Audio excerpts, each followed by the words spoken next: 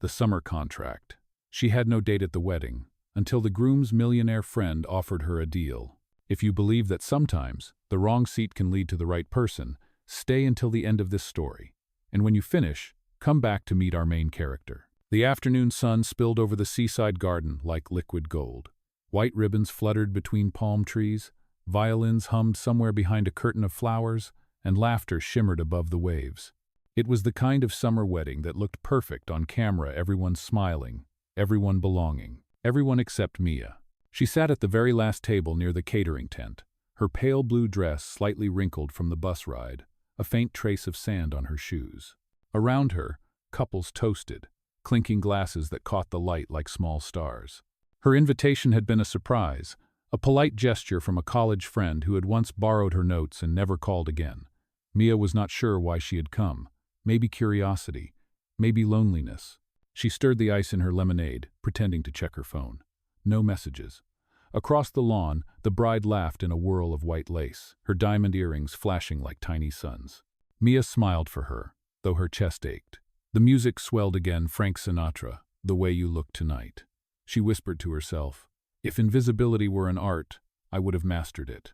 A shadow crossed her table. A man in a crisp linen suit set down his drink. Is this seat taken? His voice was deep, calm, the kind that carried without effort. She looked up. He was in his late 30s, tall, with an understated kind of confidence, the sort that did not need to announce itself. The boutonniere on his lapel matched the groom's, though he wore it as if he had forgotten it was there. Mia blinked. No, it is not. Please, go ahead. He sat, silent for a moment, watching the horizon. Then, almost to himself, he said, You do not seem to like weddings very much. She gave a small, nervous laugh. Oh, I love them when I am not in one. That made him smile, not the polite smile people wear at parties, but the real kind, slow and curious. I am Ethan, he said finally. Friend of the groom? And you? Mia, she replied, folding her napkin as if it were a shield. I am more like a friend of a friend. A breeze lifted her hair. Ethan studied her quietly, not in judgment but with the kind of attention that unsettled her. You are an artist, are you not? Her eyes widened. How? He gestured toward the small sketchbook peeking out of her purse. You look at people before you answer them. That is what artists do. Mia blushed. It is just a hobby. I used to draw hands, faces, workers at the docks, but it does not pay rent. Maybe not, Ethan said, but it tells the truth about people. The DJ switched to a lively tune. Guests moved to the dance floor, their laughter rising like fireworks. Mia watched them, half smiling. I suppose truth does not get invited to parties like this. Ethan leaned closer, his tone quiet, deliberate. Would you take a chance on a different kind of invitation? She frowned slightly. What do you mean? He held her gaze, voice low enough for only her to hear. I need someone to pretend to be my fiancé for 1 month. It is a business arrangement. No strings, no lies beyond the part we play. In return, I will fund your first gallery show. Mia froze. Her breath caught somewhere between shock and disbelief. The music around them blurred into a soft hum. You cannot be serious. I am, he said. You look like someone who understands both art and dignity, and that is exactly what I need. The summer light spilled across his face, turning the edges of his expression tender. For the first time that day, Mia forgot to feel invisible. Somewhere in the distance, a camera flashed, capturing the bride and groom in a kiss. But the real story, the one no lens could see, had just begun at the quiet table in the corner. The night after the wedding, Mia lay awake in her small studio apartment, listening to the whir of the ceiling fan. The ocean breeze carried faint traces of salt and laughter from the beach below. On the nightstand sat the cream-colored envelope Ethan had slipped to her before he left. Inside was a business card, no flourish, no company logo, just his name and number printed in black ink. Beneath it, a short line in careful handwriting. Think about it. Sunrise decisions last longer. She had laughed at the absurdity of it on her walk home. A millionaire asking her, a struggling waitress and part-time illustrator, to play his fiancé. It sounded like something out of a romantic comedy she used to watch with her mother before the eviction, before everything went sideways. Yet the memory of his steady gaze stayed with her the way he had spoken, not as a man buying compliance, but as someone offering an unexpected kind of faith. Mia rolled over and stared at the ceiling. Her sketchbook lay open beside her, half-finished drawings scattered across the page. She had spent years capturing other people's hands, wrinkled, calloused, reaching, holding, but her own hands were tired now, cracked from dish soap and overwork. What if this is my one ridiculous chance? She whispered to the dark. By morning, the envelope was gone from the nightstand, tucked into her bag. The following afternoon, Mia arrived at the cafe where Ethan had told her to meet him. It was one of those quiet seaside places that smelled of espresso and sun-warmed wood. She almost turned back twice. Then he appeared at the corner table, looking composed in a light shirt and rolled sleeves, his tie nowhere in sight. "I did not think you would come," he said with a faint smile. "I almost did not," Mia admitted. "But you wrote something about sunrise decisions." "That line works better than I expected," Ethan replied. He gestured for her to sit. A sleek folder lay on the table between them. Inside were printed documents, neat as his posture. He spoke carefully, explaining the arrangement. 1 month, a series of public appearances, 5 events total. In exchange, she would receive payment and sponsorship for her first gallery show. "You will have creative control," he said, "as long as we both keep our story straight." Mia read every line. The contract was formal, professional. Still, one sentence made her pause. "Both parties shall maintain respect and privacy beyond the duration of the agreement." She glanced up. "So this is strictly business?" Ethan nodded. "Completely." Something in his tone was too calm, too rehearsed. "And what happens," she asked, "if someone starts believing the act?" "Then," he said, "it stops being business." They held each other's gaze for a quiet moment. Then she signed. Her hand trembled only slightly. When they stepped outside, the summer light struck her face, warm and relentless. Ethan offered his hand to seal the deal. "To 1 month," he said. She hesitated, then shook it. "To 1 month." Later that evening, Ethan's car pulled up in front of a townhouse overlooking the harbor. "You will stay here," he said as he led her through the entrance. The place smelled faintly of cedar and citrus. On the walls hung modern paintings, lines, and colors that spoke of precision rather than emotion. Mia stopped before one of them, tilting her head. "Everything here looks controlled," she said. He looked at her, surprised by the observation. "That is the point. Then maybe it is time something looked alive." Ethan chuckled quietly, the sound unexpected even to himself. "You may be right." Before leaving her to rest, he turned at the door. "The first event is Saturday night. Black tie. I will have someone bring the dress. Do I get to choose the color?" He smiled faintly. "If you must." When the door closed, Mia stood in the silence, sunlight spilling across the hardwood floor. On the table lay the signed contract, its edges fluttering under the breeze from the open window.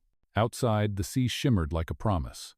She traced the edge of the paper and whispered, 1 month, just 1 month. But something inside her, something small and uncertain, had already begun to bloom, the way summer heat coaxes the first flower out of dry soil.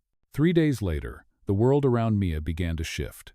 The first sign came in the form of a soft knock at the townhouse door. When she opened it, 2 women in tailored suits stood outside, Ethan's assistant, Claire, and a stylist named Harper, who greeted her with the kind of bright confidence that could light a whole room. "Mr. Cole asked us to prepare you for Saturday," Harper said. "Think of it as rehearsal." Within an hour, Mia's quiet morning transformed into a whirlwind of fabric, light, and mirrors.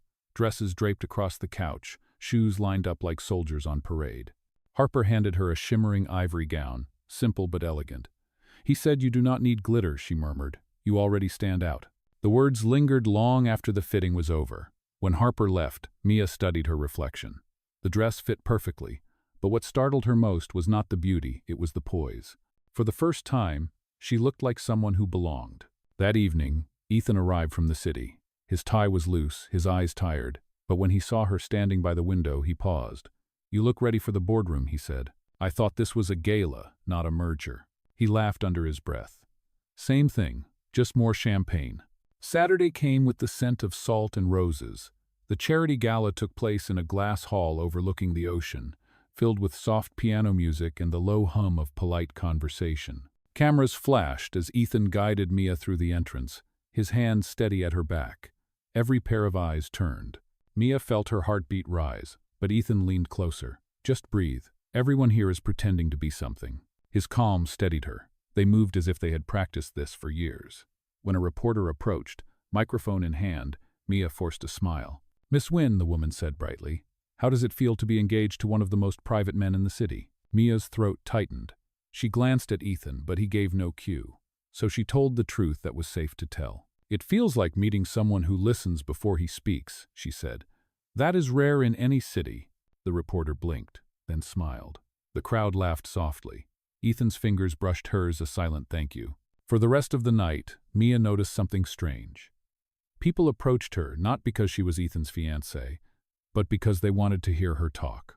She spoke about small things, local artists, fishermen rebuilding their docks, how art could honor ordinary lives. Her warmth disarmed them. Even the chairman of Ethan's board smiled for the first time all evening. When the music changed to a slower tune, Ethan offered his hand. "We should dance," he said. "I have not danced in years."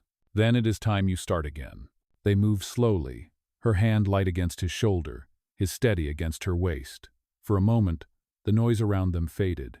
She could hear his breathing, calm and close. "Why me?" she asked quietly. "You could have chosen anyone." Ethan hesitated. "Because you do not see the mask," he said. "You see the man behind it." The song ended. Applause rose. Flashes flickered again. But neither of them stepped back right away. Later, as they left the hall, Mia noticed the sky. The summer night stretched wide and calm, the moon low over the sea. She turned to him. "For someone who hates attention, you handle it well." He smiled faintly. "That is because you made me look like I belong in the picture." Back at the townhouse, Mia hung the gown by the window, its fabric shimmering in the moonlight. On the table sat her sketchbook. Without thinking, she drew what she remembered, their hands intertwined mid-dance, the ocean visible beyond the glass. When she finished, she looked at the drawing and whispered, "Just rehearsal, remember." But the truth was already shifting. For the first time, the story did not feel like a contract. It felt like the beginning of something real. The following week unfolded in quiet, deliberate rhythms. The morning sun came earlier, flooding the townhouse with soft light, and Mia began to wake before Ethan's driver arrived. She brewed coffee, fed the stray cat that lingered near the gate, and used the spare room as her small studio. Her sketchbook now held pages filled with glimpses of their strange arrangement: his shoes by the door, the untouched piano in the corner, a glass of orange juice half finished beside a newspaper. Ethan noticed.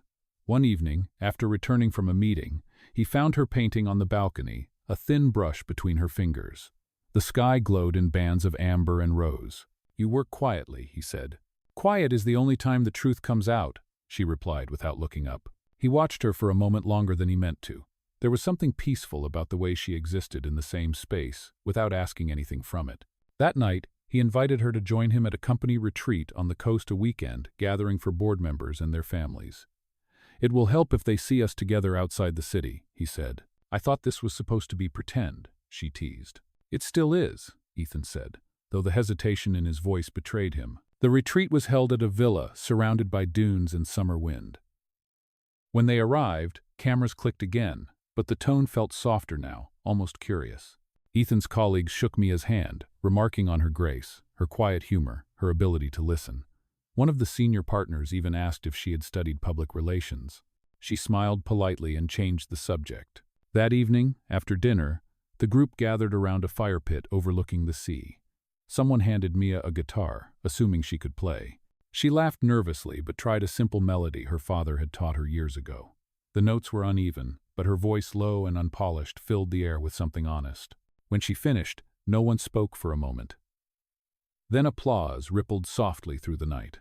Ethan leaned closer and whispered, "You just made every speech I planned completely unnecessary." She smiled. "Then we are even." Later, as the others drifted away, Ethan remained by the fire, staring into the embers. "You know," he said quietly, "people think money buys freedom, but it only buys silence." Mia turned to him, her expression gentle. "Then maybe you have been quiet for too long." He looked at her, the firelight reflecting in his eyes. "You make it sound easy." "It is not," she said, "but it is worth trying." The next morning, while Ethan attended a meeting inside, Mia walked down to the shoreline. The water was warm, the sand soft beneath her feet. A young boy selling postcards waved to her, his smile wide and unguarded. She bought one with the last of her change, a painting of two hands holding against the sunset. She slipped it into her sketchbook, feeling a strange certainty that it belonged to their story somehow. That evening, as they drove back to the townhouse, Ethan was quieter than usual. The road hummed beneath the tires, and the sky stretched open in shades of peach and violet. "Ethan," she said softly, "what happens when this month is over?" He glanced at her, then back at the road. "We return to who we were before. Mia nodded but looked away, her reflection caught in the window. And who exactly were we before? He did not answer. When they reached the city, he walked her to the door and paused. Thank you, he said, though his voice sounded like it carried more than gratitude. For what? For reminding me that some things are still real. That night, Mia could not sleep. The summer wind rustled through the curtains, carrying the scent of sea salt and something bittersweet. She opened her sketchbook and found the postcard again, the two hands, the sunset. Beneath it, she wrote a single line. Pretending is easy. Feeling is not. Somewhere in the quiet of that warm July night, she realized that the boundaries of their contract were already beginning to blur. The next event arrived sooner than either of them expected. It was a midsummer evening, heavy with the scent of rain that never came. Ethan's company was sponsoring a fundraising gala for an education foundation, and their appearance together would mark the halfway point of their agreement. To the outside world, they were the picture of poise and partnership. To Mia, it felt like standing on a stage where every smile was a line from a script she did not write. The ballroom shimmered with soft gold light. Photographers moved like quiet predators, waiting for a moment worth selling. Mia held Ethan's arm as they entered, her gown a deep shade of emerald that set off the calm strength in her eyes. He leaned closer and whispered, "You look more composed than most people who actually belong here." She smiled faintly. "Maybe I stopped caring about belonging." The speeches began. Ethan moved through the crowd with the kind of ease that came from years of practice. Yet every so often, his gaze found her across the room. Each time, she felt the same flicker of recognition, the silent agreement that this was more than performance. Halfway through the evening, a well-dressed journalist approached her. The woman smiled pleasantly, but there was calculation behind her tone. "Miss Nguyen, people are curious about your story. You were an artist before you met Mr. Cole, correct?" Mia hesitated, then nodded. "Yes. Art is how I make sense of the world." "And how did the two of you meet?" Ethan appeared beside her just in time. "At a wedding," he said smoothly. "She had no date. I had an empty seat. It seemed efficient." The crowd laughed, the tension dissolved, and for a brief second, they looked like a couple telling an old joke. The journalist smiled but kept her eyes sharp. Efficient or fated? Ethan glanced at Mia. Sometimes those two looked the same. Later, when the dinner ended and the string quartet began to play, Mia found herself standing near the balcony doors. The air outside smelled of salt and summer flowers. She stepped out for a breath. Moments later, Ethan joined her, carrying 2 glasses of water. "You handled that interview better than I could have," he said. She shrugged lightly. "People just want a story they can believe. We gave them one." He studied her profile against the city lights. "What about you? What story do you want to believe?" Mia looked down at the glass in her hand. "That kindness can still change something," she said quietly. "That a person's worth is not defined by who notices them." Ethan nodded slowly. "That is a good story." They stood in silence, the hum of conversation fading behind them. For a moment, it did not feel like a contract at all. It felt like peace. Then the music shifted, and the balcony doors opened. A woman stepped out, elegant, familiar, and smiling with practiced warmth. "Ethan," she said, "you did not tell me you were bringing company." Mia recognized her instantly from the magazine stacked in the townhouse study. Victoria Hale, the ex-fiancée. Ethan's jaw tightened. "Victoria, this is Mia." Victoria's eyes flicked over Mia's simple jewelry, the faint paint stain still visible on her wrist. Her smile did not falter. "An artist, how refreshing." She turned to Ethan. "You always had a weakness for originality." The tension pressed like humidity in the air. Mia forced a polite smile. "It was nice meeting you," she said, and stepped back inside before either of them could stop her. The rest of the night passed in fragments, flashes of light, meaningless chatter, the hollow ring of champagne glasses. When they finally left, the car ride was silent. At the townhouse, Ethan reached for her arm. "Mia, wait." She stopped but did not turn. "Do not worry. You do not have to explain. It is just business, remember?" He let his hand fall. "That is what I am trying to forget." Mia walked inside, closing the door softly behind her. For the first time, she wished the summer would end because if it continued, she might not be able to pretend anymore. The morning after the gala began with silence thick enough to feel like a weight. The ocean beyond the townhouse was calm, the waves moving slow and steady under the July Sunday. Mia stood at the kitchen counter, her hair tied loosely, her hands wrapped around a mug of coffee she had already forgotten to drink. Ethan had not come down from his office yet, and she was not sure she wanted him to. When he finally appeared, his expression carried exhaustion more than anger.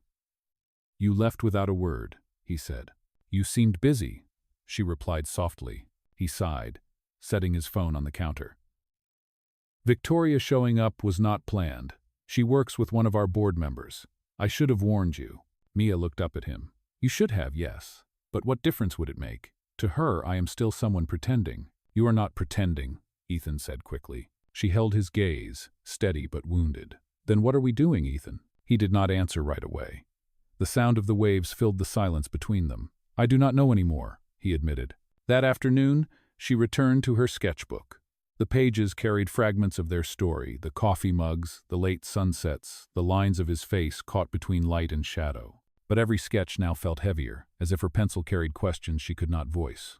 Ethan watched her from the hallway for a long moment before speaking. You once said kindness can still change something, he said. Maybe it already did. Mia looked at him carefully. Kindness and truth are not the same thing.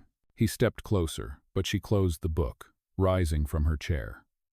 I think I need some air. She spent the rest of the day walking through the city. The noise of car horns, children playing, and street musicians filled the air. For the first time since the contract began, she felt completely invisible again. Yet in that invisibility, there was clarity. She had built a life around quiet survival, but now she wanted something real, even if it meant walking away. When she returned near sunset, the house glowed with the amber light of evening. Ethan was waiting on the balcony, jacket off, sleeves rolled. He looked differentless, like a man hiding behind power, and more like someone stripped of it. I told the board about you, he said without preface. She blinked. About me? About us, he clarified. About the contract. About why I did it. Mia's stomach turned. You told them everything? Yes. They deserved the truth. So did you. She stared at him, stunned. That could ruin your career. Maybe it will, Ethan said. But it would ruin more to keep lying. The wind lifted her hair, and for the first time in weeks, he looked like a man who had stopped running from himself. Why? She asked quietly. Why now? He took a breath. Because every time I looked at you, I saw someone brave enough to be honest. I could not ask you to stay in something built on pretense. The moment stretched, fragile and raw. Mia turned toward the horizon where the sun was melting into the sea. Then I guess the contract is over, she said. Yes, he replied. It is. Neither moved. The last light of day wrapped around them, warm and bittersweet. Finally, Mia nodded. Thank you, Ethan. For the gallery, for believing in my art, even if it was part of a deal. He shook his head. It stopped being a deal a long time ago. That night, she packed her things quietly. The sketchbook was the last item she placed in her bag. Before leaving, she tore a single drawing from it, one of their hands almost touching across a table, and left it on his desk. Beneath the image, she had written only 3 words. Do not forget. Outside, the summer air was soft and full of salt. Mia walked away without looking back, her heart both heavy and strangely free. For a week, the townhouse remained quiet. Ethan moved through the rooms as if they belonged to someone else. The coffee pot stayed empty, the balcony untouched, the faint scent of paint and salt already fading from the air. The media had begun circling the story CEO confirms engagement hoax, turning his confession into a headline. Shareholders demanded explanations. Board members whispered about damage control. He attended the meetings, answered questions, and accepted the judgment without resistance. When it was over, he drove to the harbor. The sea stretched wide and silver beneath the late August Sunday. It was strange how peaceful everything looked when the noise was gone. He sat on a bench, the contract's final copy folded in his pocket, and for the first time in years, he felt empty in a way that was not painful, just quiet. He thought about the first day they met, the way she had looked up at him, unsure yet unafraid, at that crowded wedding by the water. The way she saw people, not positions. Somewhere along the way, she had taught him how to see again. Across town, Mia was busy with her own kind of silence. She had rented a small space above a bookstore to finish her collection. The gallery owner who had once dismissed her sketches now called daily to check on the progress of her upcoming show. The sponsorship from Ethan's company remained intact, his last official decision before stepping down as CEO. She tried not to think about that too often. Still, each night she found herself sketching him from memory, his hands, his stillness, the line of his shoulders when he laughed. Those drawings never made it into the exhibition. They were hers alone, quiet evidence of something that had begun as an agreement and ended as a lesson in truth. One evening, as she arranged the frames for her upcoming show, Claire, Ethan's assistant, appeared at the door. "He wanted you to have this," she said, handing her a sealed envelope. Inside was a check, but more importantly, a handwritten note. "Do not repay me. Just keep showing people what real looks like." Mia folded the letter carefully and placed it in her sketchbook beside the postcard she had bought at the retreat. For the first time since leaving, she smiled without sadness. The night of the gallery opening arrived with the same summer warmth that had carried her story from the start. People filled the small space, talking softly beneath the glow of string lights. Her exhibition, "The Hands That Build Us," lined the walls portraits of workers, mothers, and strangers, every line drawn with reverence. At the center hung one painting that drew everyone's attention, two hands reaching across a table, not quite touching. The caption read, "When kindness meets courage." As the evening went on, she spoke to visitors, laughed with old friends, and tried not to expect anyone else. But just before closing, the door opened quietly. Ethan stood there in a dark linen shirt, no tie, no entourage, just him. Their eyes met across the room. For a moment the noise faded again, just as it had at that first wedding. He approached slowly, his expression calm but sincere. "You did it," he said, looking around at the paintings. "You gave them something real." Mia's voice trembled slightly. "And you? You walked away from everything you built." Ethan nodded. "Sometimes you have to lose the structure to find the foundation." They stood before the painting of the two hands. "That one," he said quietly, "was us, was it not?" She smiled. "It was what we learned. That connection is not about status or contract, it is about choice." He looked at her, the faintest warmth returning to his eyes. "Then maybe it is time we choose again." Mia did not answer, but her hand found his not as part of an agreement, but as something steady and human. Outside, the summer night wrapped around the gallery, soft and forgiving, as if the world itself had exhaled. For the first time there was no performance, no pretending. Just two people standing in the quiet, finally learning how to stay. The morning after the gallery opening, sunlight spilled across the empty frame, still leaning against the wall. Mia stood barefoot on the wooden floor, holding a cup of tea and letting the quiet settle. The night before had been more than she imagined. People moved through the space with soft voices and real emotion, and for once, she had seen pride in her own reflection. Yet the image that lingered was Ethan's face beneath the string lights, calm, humbled, and utterly human. He had stayed until the very end, helping her stack the unused chairs and carry boxes to the back. They had not spoken much, but their silence had been gentle. When he finally said goodnight, his words were simple. "I will see you soon."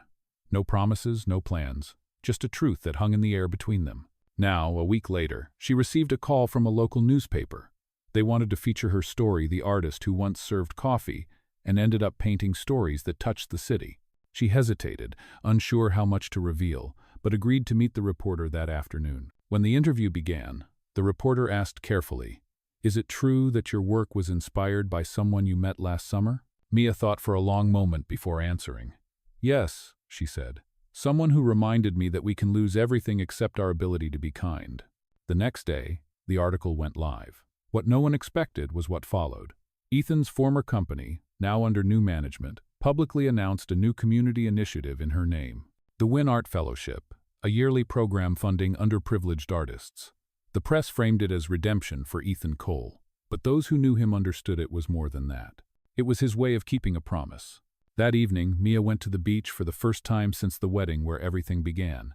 The tide was low, and the horizon glowed in streaks of orange and lavender. She sat on a piece of driftwood and sketched the curve of the shoreline. Footsteps approached behind her, steady and familiar. "I thought I might find you here," Ethan said. She turned, smiling softly. "You always seem to." He sat beside her, hands resting loosely on his knees. "The fellowship was not about guilt," he said after a while. "It was about continuing what you started. The world needs to see people the way you paint them." Mia looked out at the sea. "I never painted for the world. I painted to remember that ordinary lives are extraordinary when someone truly sees them." Ethan nodded, following her gaze. "That is exactly why it matters." For a long time, they simply watched the water move. The air was warm but gentle, the kind of evening that asked nothing but presence. Finally, Ethan spoke again. "When I stepped down from the company, I thought I had lost everything. But now, I think I only lost what was never really mine." Mia's voice was quiet. "And what was yours?" He smiled faintly. "The chance to begin again with honesty." A gull cried overhead, the sound distant but clear. Mia closed her sketchbook and placed it on the sand. Maybe beginnings do not come from contracts, she said. Maybe they come from courage. He turned to her, his expression open and unguarded. Then I hope you still have some left, because I would like to see where this goes. No roles, no promises, no pretending. Mia met his gaze, her heart steady. Then sit with me, Ethan. We can start right here. He nodded, and they sat together until the sun sank fully into the sea. No cameras, no stage smiles, just the rhythm of the tide and the soft murmur of two people who had learned that love, when it finally comes honestly, needs no witness at all. A year passed quietly, like a long breath between seasons. The seaside town had settled into its rhythm again, tourists in the summer, fishermen in the early mornings, and the smell of coffee drifting from the cafe below Mia's new studio. Life no longer rushed her. It simply unfolded, one honest moment at a time. Her exhibition, The Hands That Build Us, had traveled to other cities, gathering quiet recognition. But she stayed by the coast, still sketching faces at the market, still painting stories of kindness in ordinary days. Her name appeared in magazines now, yet she never lost the humility that shaped her art. Every Sunday she walked along the same stretch of beach where Ethan had first found her months ago. Sometimes he joined her, sometimes not, but the understanding between them no longer required constant presence. They had both rebuilt their lives from truth, not from illusion. That afternoon, the sky hung heavy with gold. Mia was preparing for a new exhibit, one dedicated entirely to the concept of redemption, when Ethan arrived with a small package in his hand. He looked different, freer, lighter, his old formality replaced with quiet ease. "I have something for you," he said, handing her a wrapped frame. Inside was the original contract, its paper slightly yellowed, framed beneath clear glass. Across the top, Ethan had written a single line in bold ink, the last clause, "Forever choose kindness." Mia traced the words with her fingertips, her eyes softening. "You kept it all this time. It reminded me how we started," he said, "and how we ended up here." She smiled. Then maybe it was never just a mistake. Maybe it was meant to teach us. They stepped outside together, the air warm and full of salt. The beach stretched endless before them, quiet except for the rhythm of the waves. Ethan turned to her, the faintest smile on his face. "You know, I used to think love was about perfection, but you showed me it is about persistence, the choice to stay kind even when the world does not reward it." Mia looked out toward the water. "And I used to think love was only for the lucky ones. Now I know it is for the brave." They stood there for a long moment, the sea breeze lifting her hair, sunlight catching the edge of the framed contract in her hands. Finally Ethan said, "Do you ever miss the pretending?" She laughed softly. "No, because now everything real feels better than anything we could have imagined." He reached for her hand, not a grand gesture, not a promise sealed by words, just a quiet affirmation that they were still walking the same road. Together they moved toward the shoreline, their footsteps sinking into the warm sand, their shadows stretching long behind them. The tide touched their feet, cool and certain. The sun dipped lower, turning the horizon into a painting of gold and rose. Mia glanced at him, her voice barely above a whisper. "It is strange, is it not? How something that began as a contract became a story about grace." Ethan squeezed her hand gently. "Grace is what remains when the contract ends."